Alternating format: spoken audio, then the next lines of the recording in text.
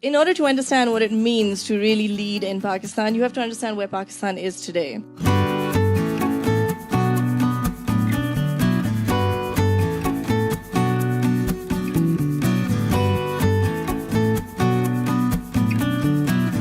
It's a country of 200 million people.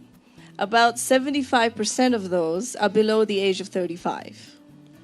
About 40% of those are below the age of 10. So what you have is an incredibly young population, and every year we add 3 million people into the labor force. And that means that over the course of 3 years, we've added the size of Paris directly into our mainstream labor force. So when you have this kind of demographic, then the challenges that are there and the opportunities that are there are completely different to what you might see in the developed world. So for example, there are 3 things happening in Pakistan today which make it a very unique, I would say, point in Pakistan's history. One is over the last 10 years, corporations have changed dramatically.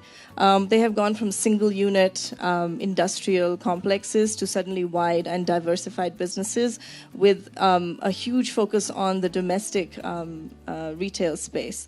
The second thing that's happened, which has been in the news quite frequently, is how Pakistan is part of China's One Belt, One Road program under CPEC. And there's been a lot of negative press and a lot of back and forth into what exactly this means for Pakistan and whether it is a good thing from the debt perspective. But here's what CPEC does. It does something incredibly basic. It adds things which Pakistan needs today, and that is energy, and that is infrastructure.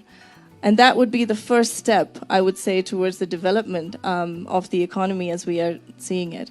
And the third thing, which is really interesting, which is something that I would say is only about 5 or 6 years old, is there is a bubbling sort of undercurrent of tech entrepreneurship that has come up in Pakistan, which has really kind of attracted a lot of venture capitalists towards the market.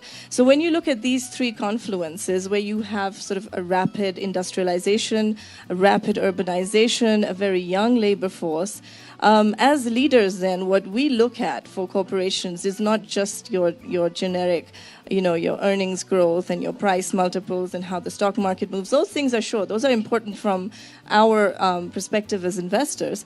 But I think what we are looking for as leaders is particularly one in terms of how do we get the talent in to capitalize in terms of the opportunities that we actually have, whether we import that capital or we develop that capital locally, I think will be the really interesting point to see. One of the main changes that we're going to see in Pakistan's labor force, and that's simply due to economic need, is the addition of women in a much larger way.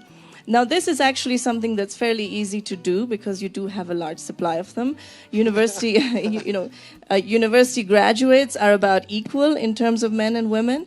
I think that the issue that we face is sort of in the middle. We tend to lose women to the important aspect of child rearing, which I think is very necessary and healthy for societies. But I think what we are trying to do on our side is find ways to bring those women back in. So whether it is through programs that we retrain after a gap of, say, 5-6 years, we have done that.